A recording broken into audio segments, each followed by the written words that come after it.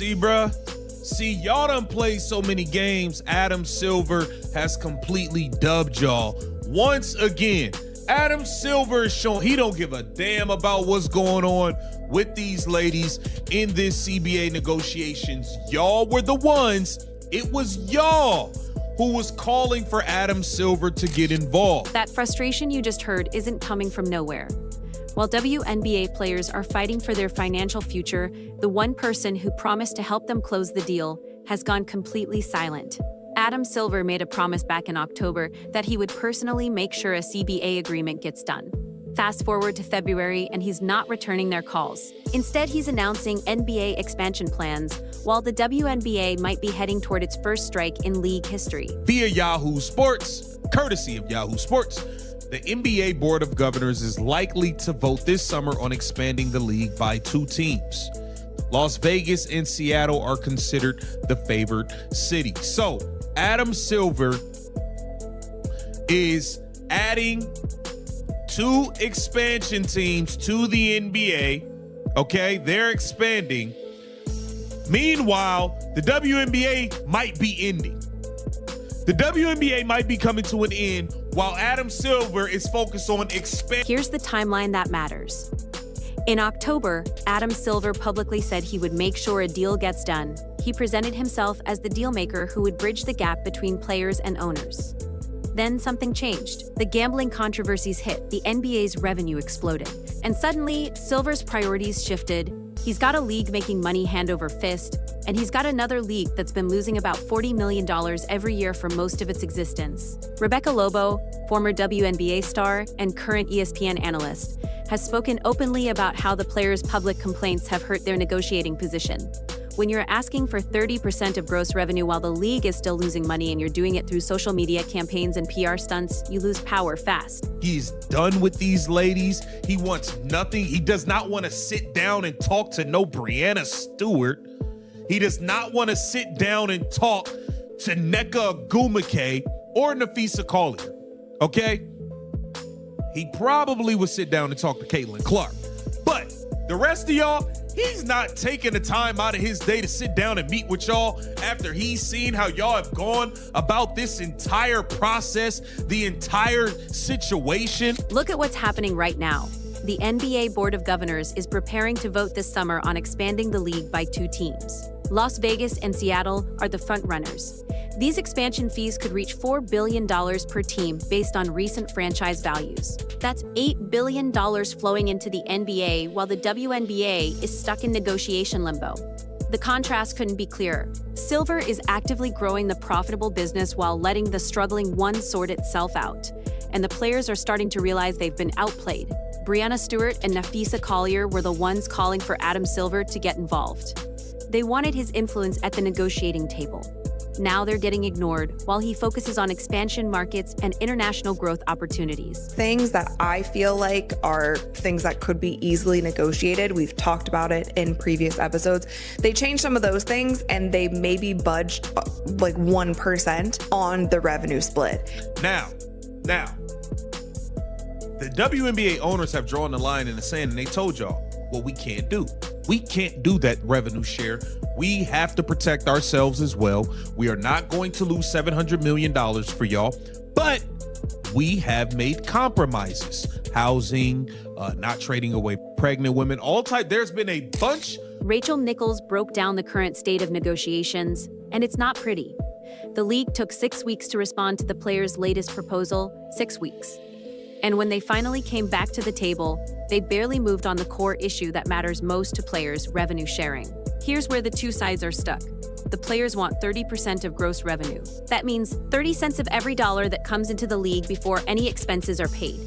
The owners are offering 70% of net revenue, which is what's left after operating costs, staff salaries, marketing expenses, arena costs, and everything else gets subtracted. On paper, 70% sounds bigger than 30%. In reality, it's much less money because the net revenue pool is so much smaller than the gross. The owners have made concessions on housing. They've agreed to stop trading pregnant players without consent. They've compromised on travel and per diem rates. But the players haven't publicly given in on a single issue, not one.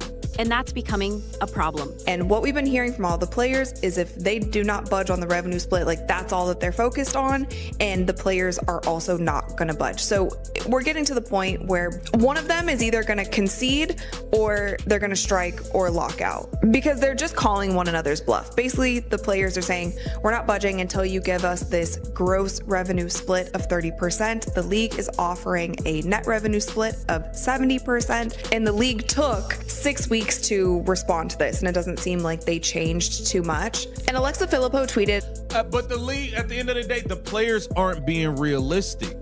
I would have took 6 weeks. What am I going? I'm not about to go back and forth with y'all. What? Replacement players, please. The housing situation is a perfect example of how this negotiation has gone sideways. The latest proposal includes one-bedroom apartments for players on minimum salary with 0 years of experience from 2028. After that, only developmental players get studio apartments. The owners didn't want to provide housing at all. They argued that NBA players find their own places, but they compromised anyway. Yet when you listen to the players' union representatives talk publicly, housing barely gets mentioned. It's all about the revenue split, which tells you everything about their priorities. If the league came back tomorrow and said, fine, we'll give you 30% of gross revenue, but you're on your own for housing, the players would sign that deal instantly. So why are we wasting negotiating energy on secondary issues? Alexa Filippo from ESPN reported that the league's position is clear. The players aren't being realistic. And when a credible journalist who covers the league daily says that, it's worth paying attention to. Don't David give a damn. I really don't care. Let's just keep it real. Let's just keep it all the way real. Like, come on. About the changes to housing, and the WNBA's latest proposal included some concessions on housing. One bedrooms would be available for players on their applicable minimum salary and with 0 years of service, 2026 to 2028 only. Developmental players would get studio apartments. No significant updates on rev share. I feel like I've said about housing. Again, another thing that WNBA owners have compromised on. They didn't want to do this housing thing. They don't want to pay for these people cribs no more, but they have compromised. What have the players compromised on? I'm tired of hearing about how. Now we're hearing rumors about a potential strike during NBA All-Star Weekend. The WNBA Players Association worked with a social media account called On the Line to post a video about the 1964 NBA All-Star Game strike. In that situation, top NBA players threatened to boycott the All-Star Game minutes before it aired, ultimately winning union recognition and changing professional sports labor relations forever. The parallel is obvious. The players are studying that playbook. They're considering a dramatic public action that forces the league's hand. But here's the critical difference. In 1964, the NBA was a growing league with momentum. The players had leverage because the product was valuable and getting more valuable. The WNBA in 2025 is coming off its best season ever, thanks almost entirely to one player's impact, but it's still not profitable. The leverage calculation is completely different. Back and they were like, sure, we'll give you 30% of gross revenue. You got to get your own housing. The players would be like, fine. And would sign it. You know what I mean? This is nothing. It bothers me. It bothers me that it's such a point of contention because they will figure that part out. That is something that will be figured out. Now, with these reports, there have also been rumors that the players might actually strike during NBA All-Star Weekend, but I want to point out to you guys something that the WNBPA posted on their Instagram. This was 5 days ago. The caption said, in 1964, the top players in the NBA struck the All-Star Game minutes before it aired, winning union recognition of the NBPA and changing pro sports forever. Today, the WNBPA is ready to strike for the first time, demanding to be paid what they're worth. Now, the WNBA did not create this video. This is from On the Line account, but they did collaborate with them on Instagram. And I feel like this is something that we probably shouldn't ignore because when these rumors about a strike, I feel like Sophie Cunningham, the Phoenix Mercury guard, said publicly that the WNBA has become the laughingstock of professional sports because of how these negotiations are being handled. And she's not wrong. The optics have been terrible. Players put inflatable rats outside the NBA offices in New York City. They've launched social media campaigns comparing their situation to labor exploitation. They framed this as a civil rights issue rather than a business negotiation. All of that might feel good in the moment. It might rally the most passionate supporters, but it doesn't move the needle with the people who actually make the decisions, the team owners who are writing checks to cover losses every single year. Here's what the players seem to be missing. The owners aren't cartoon villains hoarding money. They're business people who've invested in a league that loses money every year. They're being asked to commit to a revenue-sharing model that could cost them $700 million over the life of the agreement if the league doesn't hit very aggressive growth targets. That's not a small ask. That's betting the entire future of the league on guesses that may or may not come true. Video out, but and shout out to Rachel Demeter. Her whole point is there could be a strike coming from these players, and it could be happening this week. It could be going down, but hey, I'm interested. I'm paying attention. I got my eyes peeled, ear to the streets. That's why you gotta stay over here on KTV, man. Adam Silver don't give a damn. He ain't rocking with these chicks no more. Get down in the comments and let me know what you think. The replacement player conversation is where this gets really interesting. Because the truth is, a big portion of the WNBA's new audience came specifically to watch Caitlin Clark, not the league broadly, not women's basketball as a concept. They came for her. She averaged over 2 million viewers per game during her rookie season. Indiana Fever went from being one of the least watched teams to setting attendance records in every arena they visited.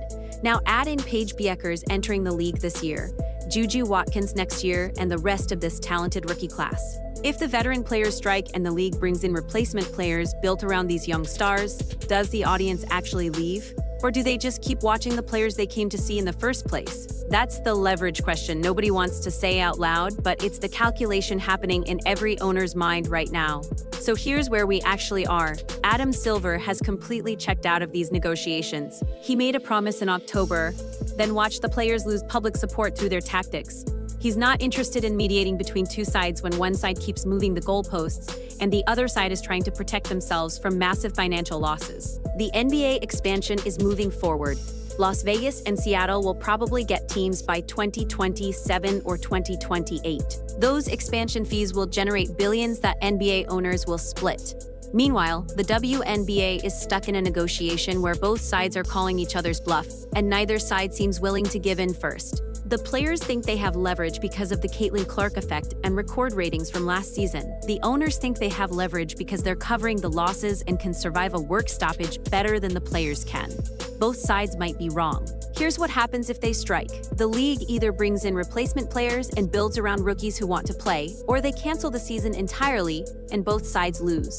If they bring in replacements, the striking veterans lose their platform and leverage permanently. If they cancel the season, the momentum from 2024 disappears, and they're starting from scratch in 2026.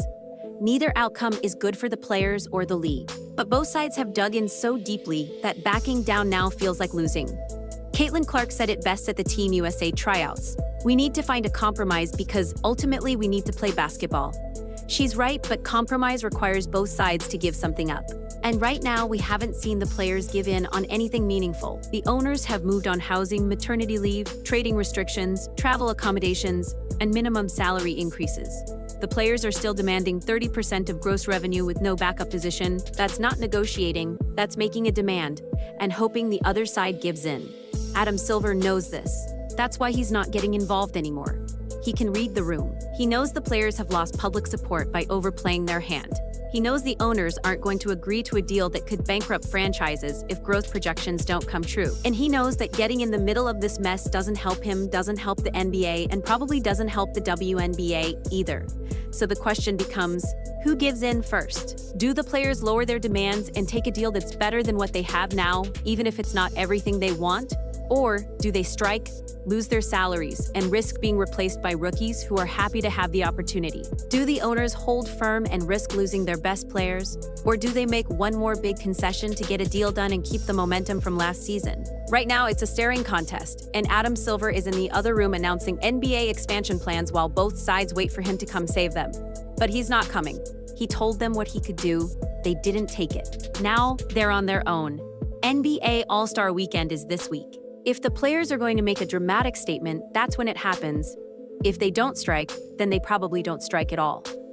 And we get a last-minute deal that nobody's happy with, but everyone can live with. But if they do strike, if they actually follow through on the threat, then we're in completely uncharted territory because the WNBA has never had a work stoppage. We don't know how fans will react. We don't know if the momentum survives. We don't know if the owners just shut it down for a year and come back when the players are more desperate. What we do know is this: Adam Silver isn't saving them. The players' public tactics have backfired. The owners aren't giving in on the core money issue, and we're running out of time before the season is supposed to start. So where do you stand on this? Are the players right to hold out for 30% of gross revenue, even if it means risking everything? Or are they being unrealistic about the financial situation of a league that's still not profitable? Because you can't have it both ways. Either the league is making tons of money and the players deserve more of it, or the league is still losing money and the players need to accept a deal that protects everyone's future. Let me know in the comments what you think happens next. And make sure you're subscribed, because when the situation explodes one way or the other, we're going to break down exactly what it means for the future of the WNBA.